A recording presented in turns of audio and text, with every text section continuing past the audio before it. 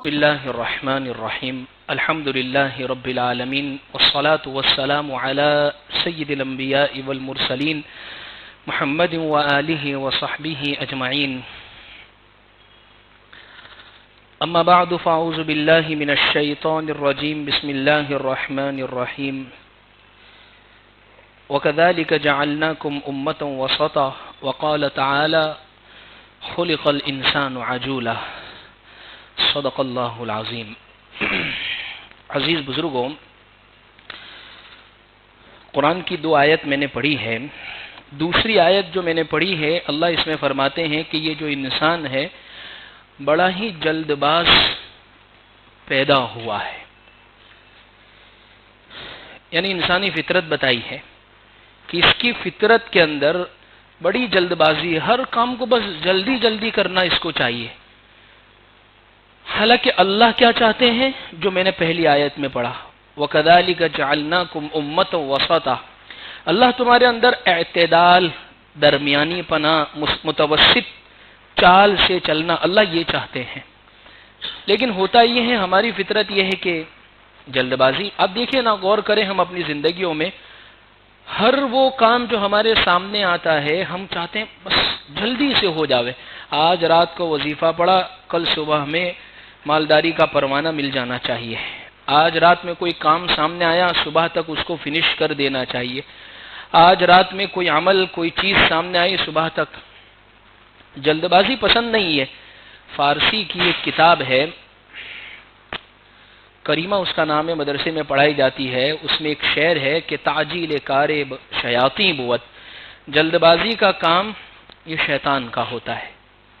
اس لیے ایک حدیث پاک میں ہے، ایک مرتبہ کسی کا انتقال ہو گیا اور صحابہ کرام اس جنازے کے اندر شریک تھے۔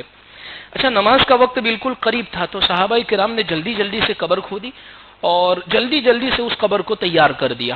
تو وہ جلد بازی کے اندر وہ قبر تھوڑی ٹیڑھی میڑھی ہو گئی۔ حضور نے جب اس چیز کو دیکھا تو فرمایا کہ اللہ تبارک و تعالی یہ چاہتے ہیں کہ جب تم کسی کام کو کرو تو اس کام کو بہترین اور اچھے انداز میں کرو، جلد بازی سے مت کیا کرو۔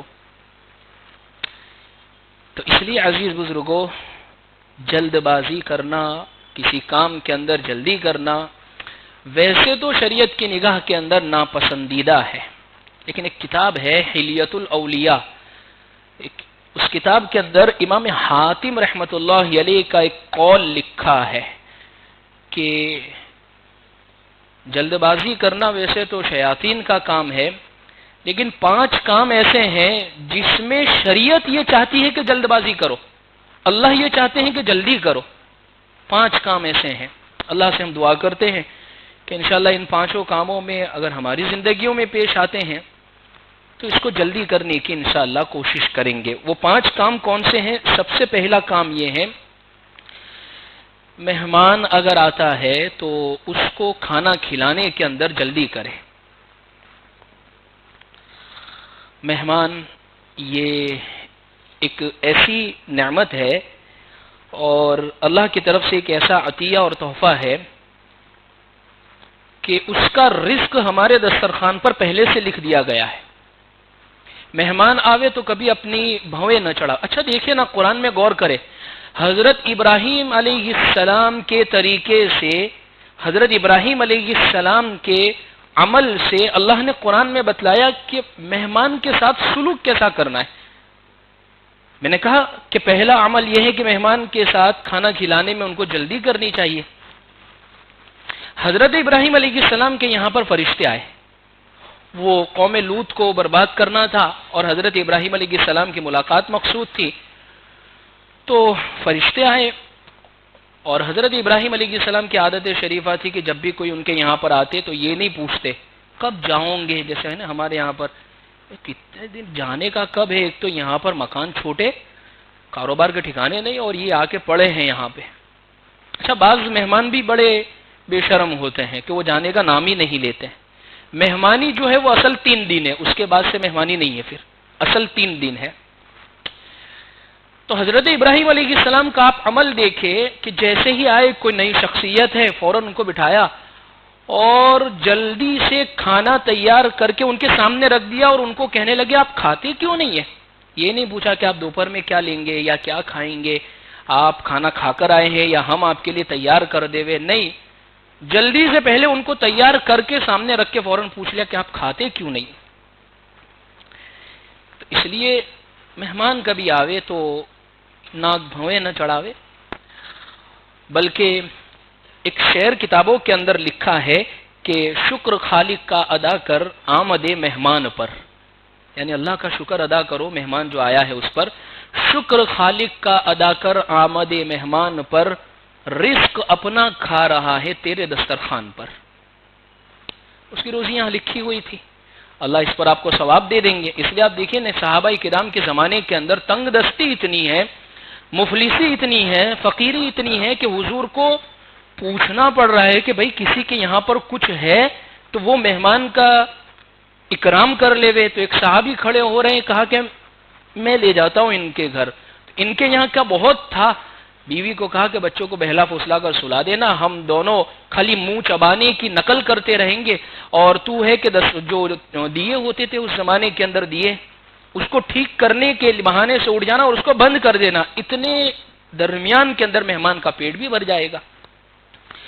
ایسے بھی مہمان نوازی ہوئی ہے۔ تو الغرض کہنا یہ ہے، پہلی بات یہ ہے کہ مہمان کبھی بھی آوے، یعنی اچانک سے کوئی ہمارے گھر پر کوئی آ گیا ہے، تعلق والا ہے، رشتہ دار آ گیا ہے، تو ان کو کھانا کھلانے کے اندر جلدی کرنی چاہیے۔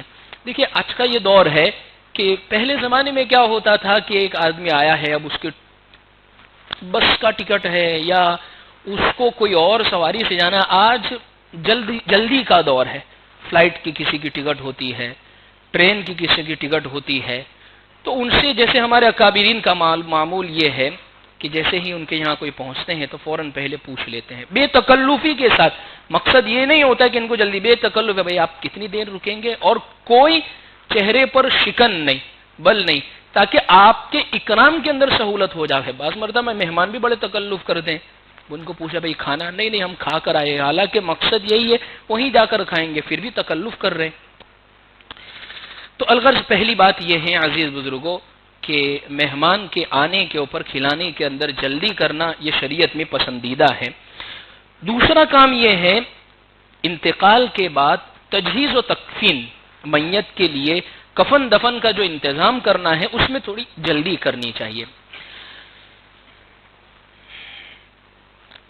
یعنی گھر میں انتقال ہوا ہے تو اس کے لیے فوراً، جیسے ایک اصول یہ ہے کہ ہم سب سے پہلے قبرستان چلے جاتے ہیں، قبر کے کھودنے کے اندر لگوا دیتے ہیں، کفن کا انتظام فوراً کر لیتے ہیں، اس کو نہلانے کا، غسل دینے کا فوراً انتظام، اور فوراً جنازے کو قبرستان تک جلدی، یہ پسندیدہ ہے شریعت کی زبان میں۔ دیکھیے وجہ اس کی یہ ہے، حدیث پاک میں ہے کہ انتقال کرنے والا یا تو نیک ہوگا یا برا ہوگا۔ اگر نیک ہے تو تم اس کی آخری جو ٹھکانہ ہے، اس کا جو بہترین اللہ کی طرف سے انتظام کیا گیا ہے، وہاں تک اس کو پہنچانے میں لیٹ اور تاخیر کر کے تم کیوں گنہگار بنتے ہو؟ اس لیے شریعت نے کہا جلدی سے کرنا چاہیے، اس کو جلدی کرنی چاہیے، ورنہ ہوتا یہ ہے عام طور پر کہ کوئی کسی باہر سے آ رہا ہے، کسی کو آنے کے اندر ایک دن لگے گا، کسی کو آنے کے اندر کچھ وقت لگے گا، تو اس کے لیے ہم میت کو کافی دیر تک روک کر رکھتے ہیں۔ وجہ اور مقصد کہ بھئی آخری مرتبہ صرف چہرہ دیکھ لے وے۔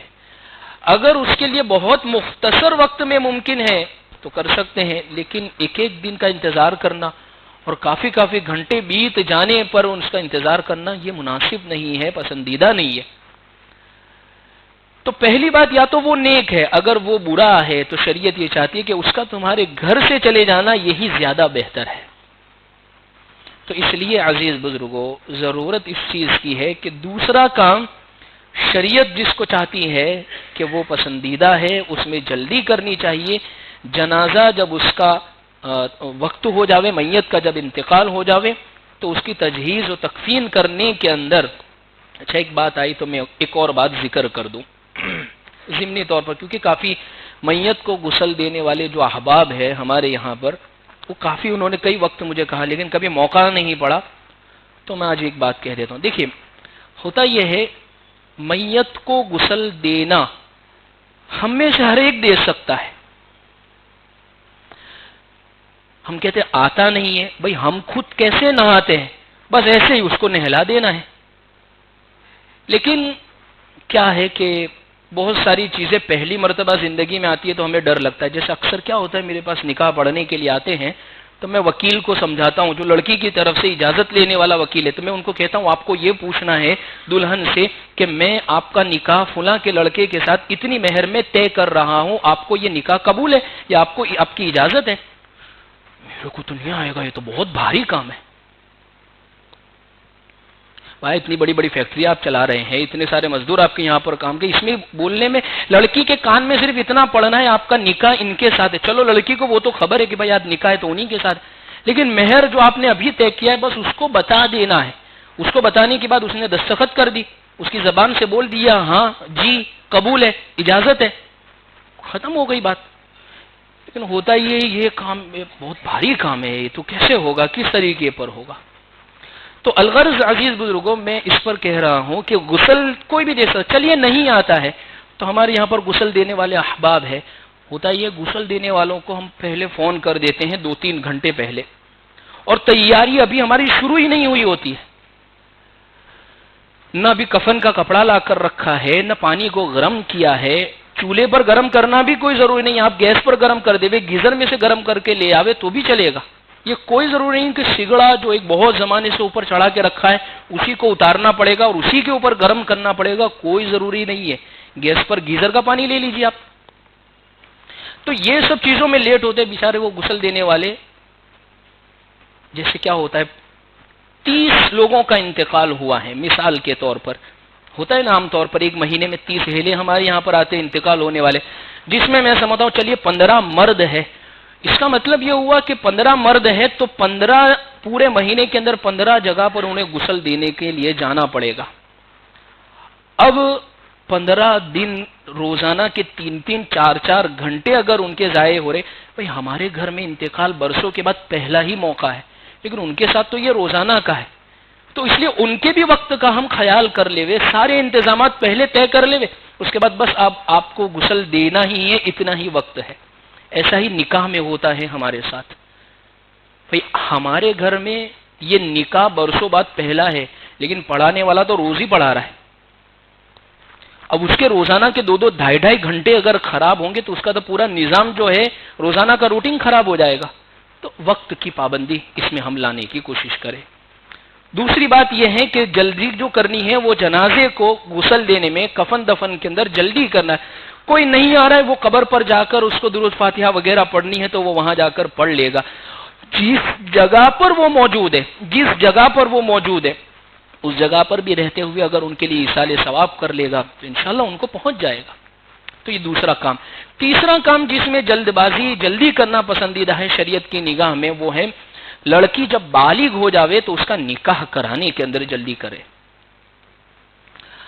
لڑکیاں بالغ ہو جاتی ہیں، عمر ہو جاتی ہے نکاح کی، اس کے باوجود ہم اپنی ہی سہولت بھی نہیں، اپنا ہی ایک اسٹیٹس برقرار رکھنے کے لیے نکاح کو لیٹ کرتے ہیں.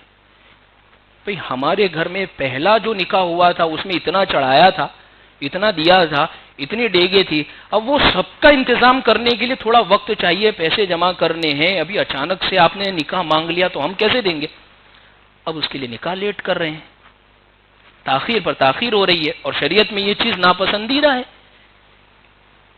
نکاح بہت آسان ہے لیکن اس کے لیے جو کرنا چاہے. اس لیے بے نکاحی عورت اگر گھر میں ہے اور اس کے جوڑے کا خاوند مل گیا ہے، رشتہ طے ہو گیا ہے، تو پھر نکاح کے اندر جلدی کر لینی چاہیے، بہت آسانی کے ساتھ یہ چیز مکمل ہو جائے گی. ہمارے لیے صحابہ کی مثالیں ہیں. آپ دیکھیں نا حضرت عبد الرحمن بن عوف، جتنے بھی یہاں سے لے کے یہاں تک بیٹھے ہیں ان کے سب کا مال حضرت عبد الرحمن کی جیب کے کونے میں آ جاوے، اتنا مال تھا حضرت عبد الرحمن بن عوف کے پاس. نکاح کیا تو فجر میں نماز میں دوسرے دن، رات کو نکاح ہو گیا، دوسرے دن فجر کی نماز میں حضور سے ملاقات ہوئی تو حضور کو دوسرے دن پتا چلا کہ عبد الرحمن کا تو رات کو نکاح ہو گیا ہے. صحابی ہے، یعنی حضور سے کتنی محبت ہوگی، مالدار بھی ہے عشرہ مبشرہ میں سے ہیں اور حضور کے قریبی ہے، لیکن نکاح کے لیے مناسب جوڑا مل گیا تو کر لیا، دوسرے دن حضور کو معلوم ہوا تو حضور نے بہتر طریقے پر کہہ دیا کہ عبد الرحمن نکاح ہو گیا، لیکن اب آپ کے ذمے جو ہے اولم ولو بشاتن، ولیمہ کرو، چاہے چھوٹا سا ایک بکری کا بچہ ہو، مختصر سا ہو، لیکن یہ کر لو، یہ سنت ہے۔ تو اتنی آسانی ہے ہمارے یہاں پر شریعت کے اندر، تو اس لیے نکاح میں جلدی کرے۔ آج کل یہ جو بہت زیادہ خرافات ہونے کی جو وجہ ہے کہ بھئی لڑکا لڑکی فون پر ایک دوسرے سے لگے ہوئے، منگنیاں جو ٹوٹ رہی ہے، عام طور پر منگنیوں کے ٹوٹنے کی وجہ آپ غور کریں، وہ منگنیاں زیادہ ٹوٹ رہی ہے جو بہت لمبے ٹائم سے جو رہ رہے ہیں آپس میں، 2 4 5 سال تک اب بات کر کے خوب جی بھر چکا ہے، تو اب اس کے نقص اور اس کے عیب سامنے آ رہے ہیں کہ یہ تو میری امی سے حوال بات بھی نہیں کرتی ہے۔ بھئی ابھی اس کی بہو نہیں ہے، اس کے گھر کی بہو نہیں ہے، ابھی منگیتر والا معاملہ ہے، صرف آپ کے گھر آ جاوے پھر آپ دیکھیے۔ تو اگر جلدی نکاح کر دیں گے تو نکاح کے رشتے میں، اس لیے نکاح توڑنے کے اندر ایک بوجھ پڑتا ہے، بہت بھاری کام ہے، تو اس میں نبھ جاتا ہے، اور منگنی میں تو چلیے توڑ دیتے ہیں، بھئی کسی اور جگہ پر ہو جائے، کیونکہ ابھی پکا کام نہیں ہوا ہے نا۔ اس لیے شریعت یہ چاہتی ہے کہ نکاح کے اندر جلدی ہو۔ 3 باتیں ہو گئی۔ چوتھی بات یہ ہے کہ اگر آپ نے کسی جگہ سے قرض لیا ہے تو قرض کو ادا کرنے کے اندر جلدی کرنا یہ شریعت میں پسندیدہ ہے۔ قرآن میں سب سے لمبی آیت، قرآن کی سب سے بڑی آیت، جیسے اگر کوئی یوں پوچھے اکھاڑا ایسی کون سی آیت ہے جو قرآن میں سب سے لمبی ہے، تو ہم کہیں گے سورہ بقرہ کا 39واں رکوع، تیسرے پارے کا 7واں رکوع، یہ قرآن کی سب سے لمبی آیت ہے۔ یا ایھا الذین آمنوا اذا تداینتم بدین الی اجل مسمى فاکتبوہ۔ اچھا اتنی لمبی آیت، اور اللہ اس میں کہنا کیا چاہ رہے؟ اللہ اس میں یہ قرضے کا جو لین دین ہے، آپس کے جو معاملات جو ہم طے کرتے ہیں، اس کے احکام بیان کر رہے ہیں۔ عام طور پر کیا ہوتا ہے، ایک ہوتا ہے قرض لینے والا اور ایک ہوتا ہے قرض دینے والا۔ شریعت نے دونوں کے احکام بیان کیے ہیں۔ دونوں کی یہ ذمہ داری بنتی ہے کہ جب بھی معاملات آپس میں طے کرے تو ریٹن فارم میں طے کرے، لکھت میں طے کرے۔ ہمارے یہاں پر عام طور پر اس کا رواج نہیں ہے۔ ارے سب سے بڑی کیا لکھائی کی ضرورت، زبان سب سے بڑی قیمت ہے، اور جب ہوتا نہیں ہے قرض دینے کے بعد، قرض لے لیا ہے اس کے بعد جب وہ لوٹاتا نہیں ہے تو پھر اسی زبان سے نہ اس کی ماں چھوڑتے نہ اس کی بہن کو چھوڑتے۔ شریعت کے لیے پہلے آپ ریٹن فارم میں لے لیجئے، آپس میں معاملات جب طے کرے تو وہ لکھت کے اندر طے کر لیجئے۔ تو اس لیے عزیز بزرگوں، معاملات کے متعلق بڑی زبردست پابندی آئی ہے۔ تو قرض ادا کرنے میں جلدی کرنا، حدیث پاک میں ہے کہ شہید اللہ کی نگاہ میں کتنا بڑا مقام رکھتا ہے، لیکن حضور نے فرمایا شہید کے سب گناہ معاف ہے الا الدین، مگر قرض لے کر مرا ہے تو وہ معاف نہیں ہوگا، اس پر اس کی پکڑ ہوگی بڑی زبردست۔ اس لیے انگریزی زبان میں، اردو زبان کے اندر ایک کہاوت، عربی میں ایک کہاوت ہے، القرض مقراض المحبہ۔ قرض جو ہے، قرض وہ محبت کی کینچی ہے۔ تعلقات اگر خراب کرنے ہیں دو بہت خاص عزیز رشتہ دار تعلق والے میں، تو قرض کا لین دین کر کے آپ دیکھ لیجئے، دیکھیے کتنی جلدی تعلقات کے اندر بگاڑ پیدا ہوتا ہے۔ عام طور پر ہوتا یہ ہے کہ قرض جب کسی کو دیا ہے یا جس نے لیا ہے، لینے والے کی ذمہ داری یہ بنتی ہے، شریعت اس کو یہ کہتی ہے جلدی سے ادا کرو، یا جلدی نہیں تو کم سے کم وقت پر ادا کر دو۔ اب لینے والا کیا کرتا ہے، عام طور پر آج کل جو مارکیٹ میں جو چل رہا ہے، لینے والا کیا کرتا ہے، بھائی لے لیا، اور لیتے وقت تو بڑی زبردست تکلیف پریشانی، میرا یہاں سے سیٹنگ اتنے مہینے بعد یہاں سے آ جائے گا، آپ کو ایک فون کیا میسج کی بھی ضرورت نہیں پڑے گی، میں تو سامنے سے آ جاؤں گا۔ لیکن جیسے ہی وقت آیا تو اب ٹال مٹول شروع، ارے کوئی کھا تھوڑی جائیں گے، بھاگ تھوڑی جائیں گے، عزت لے لوں گے کیا اب ہماری، جو کرنا ہے وہ کر لیجیے۔ اب اس سے کوئی پوچھ رہا ہے، دیکھو تو سے اب ہماری تکلیف نہیں سمجھ رہے ہیں یہ کہ ہمیں یہ پریشانی ہے۔ اچھی بات ہے آپ کو پریشانی ہے، لیکن ایک مثال میرے ذہن میں آئی، ایک شخص نے مثال کے طور پر 1,00,000 روپے کا کسی سے قرض لیا ہے اور اس کے دینے کا وقت آ چکا ہے کہ بھئی یہ وقت ہے، اور اس وقت اس کے پاس پیسے نہیں ہے. شریعت اس کو یہ کہتی ہے تو کچھ بھی انتظام کر، سونا ہے یا اور کوئی تیرے پاس معاملات ہے، اس کو تو بیچ کر اس کو سنبھال. اپنی چیزیں جو انسان کے پاس رکھی ہوئی ہے اس کو آگے پیچھے نہیں کرنی ہے. کہیں سے آسمان سلطانی ہو جائے بس وہ مل جاوے اور اسے آسانی کے ساتھ ادا کرنا ہے. اگر یہی معاملہ ہے، اللہ نہ کرے اگر آپ بیمار ہو جاتے ہیں، آپ کے یہاں پر کوئی بہت بڑا اہم خرچ آ جاتا ہے آپ کے پاس، اور مثال کے طور پر کوئی اہم کام آ جاتا ہے آپ کے گھر میں شادی بیاہ کا، کہاں سے مال آ رہا ہے؟ اس موقع پر پیسے کہاں سے آ جائیں گے آپ کے پاس؟ سب کریں گے آپ، شادی بیاہ میں بھی اچھا خاصا خرچ کر لیں گے، سونا بھی لڑکی کو دے دیں گے، ہاسپٹل کا بل بھی آپ کا ادا ہو جائے گا. کیوں؟ یہ کام سمجھ میں آ رہا ہے، اور قرضہ اگر کسی سے لیا ہوا وہ کام سمجھ میں نہیں آ رہا ہے. حالانکہ شریعت نے اس پر بہت سخت بات کہی ہے. ایک جنازہ حضور کے سامنے لایا گیا اور حضور صلی اللہ علیہ وسلم کو معلوم ہوا کہ یہ جو شخص ہے قرض لے کر مرا ہے، مقروض مرا ہے، اور پیچھے ایسا کوئی انتظام بھی نہیں چھوڑا ہے کہ اس کا قرضہ ادا ہو جاوے. حضور نے فرمایا کہ میں اس کی نماز جنازہ نہیں پڑھاؤں گا. نماز جنازہ نہیں پڑھائی حضور نے ایسے شخص کی جو قرض لے کر مرا ہے اور پیچھے انتظام بھی نہیں چھوڑا ہے. اس لیے عزیز بزرگوں، ضرورت اس چیز کی ہے معاملات کے بارے کے اندر کہ ہم بالکل صاف صفائی کے ساتھ اپنے معاملات کو طے کریں، ورنہ عبادات کے مسائل ہم بہت پوچھتے ہیں، روزہ، نماز، زکوٰۃ، حج، لیکن معاملات جس میں ایک شک تھوڑی سی بدلی، تھوڑی سی ترتیب بدل گئی اور انسان حلال میں سے حرام میں پہنچ جاتا ہے. اس کے مسائل معلوم کرنے کی بہت ضرورت ہے، ورنہ حدیث پاک میں آتا ہے ایک آدمی اتنے لمبے ہاتھ اٹھا کر دعا کرتا ہے کہ اس کی بغل کی سفیدی بغل نظر آتی ہے، پورے ہاتھ آسمان تک اٹھا دیے. اللہ فرماتے ہیں انا یستجاب، کہاں سے میں اس کی دعا قبول کروں؟ اس کا کھانا حرام، اس کا لباس حرام، اس کا پہننا حرام، اس کی دعا کہاں سے قبول ہوں گی؟ اس لیے چوتھی جو بات ہے جس کے اندر شریعت کے اندر جلد بازی کرنا یہ پسندیدہ ہے، اور اسی طریقے سے اس میں جلدی کرنی چاہیے، وہ یہ ہے. دیکھیے ایک اور بات میں آپ کو سنا دوں، اگر آپ پر قرض ہے، حضرت علی بن ابی طالب کی روایت ہے کہ اللہ کے نبی صلی اللہ علیہ وسلم نے فرمایا کہ اگر پہاڑ جیسا بھی قرضہ ہوگا تو انشاءاللہ وہ ادا ہو جاوے گا. ایک دعا بتائیے حضور صلی اللہ علیہ وسلم نے، اللہم اکفنی بحلالک عن حرامک واغننی بفضلک عمن سواک. اس دعا کو پڑھنے کا معمول، لیکن اس کے ساتھ ساتھ میں کوشش بھی ہمیں کرتے رہنی چاہیے.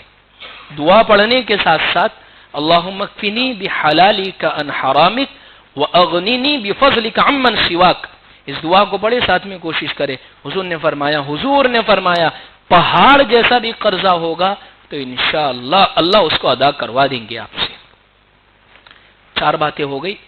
5ویں اور آخری بات، گناہ اگر ہو جاوے تو اس میں توبہ کرنے کے اندر ہمیں جلدی کرنی چاہیے. گناہ ہو جانا یہ اتنا ناپسندیدہ نہیں ہے جتنا توبہ میں دیر کرنا اللہ کے نزدیک ناپسندیدہ ہے. اگر گنہگار بندہ اللہ کی نظر میں ناپسندیدہ ہوتا تو اللہ کبھی بھی قرآن میں یہ نہیں فرماتے قل یا عبادی الذین اسرفوا. یہاں یہ نہیں ہوتا، یہاں یہ ہوتا یا عبادی الذین آمنوا، یا عبادی الذین اسلموا، یعنی اے میرے وہ بندو جو ایمان والے ہو، اے میرے وہ بندو جو مسلمان ہو، اے میرے وہ بندو جو میری ماننے والے. قرآن میں یہ ہوتا، لیکن اس آیت میں اللہ نے کیا فرمایا؟ میرے وہ بندے جنہوں نے گناہ کر کے اپنی جانوں پر ظلم کر دیا. اللہ ان کو میرے کہہ رہا ہے، میرے بندے. آگے فرمایا لا تقنطوا من رحمت اللہ، اللہ کی رحمت سے نا امید اور مایوس مت ہونا.